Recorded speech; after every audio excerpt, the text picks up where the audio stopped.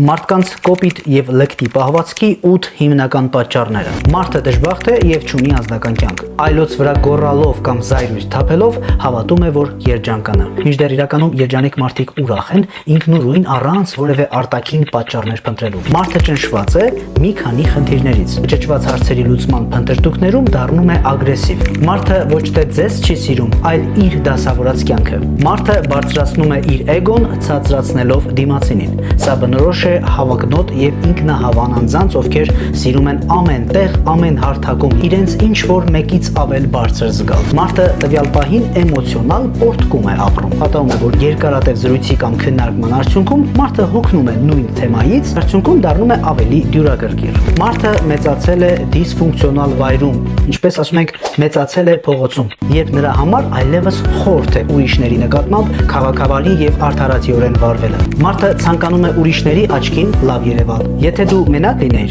նա ամենայն հավանականությամբ քեզ ոչինչ չէր ասի։ Իսկ որ մենակ չեք, ապա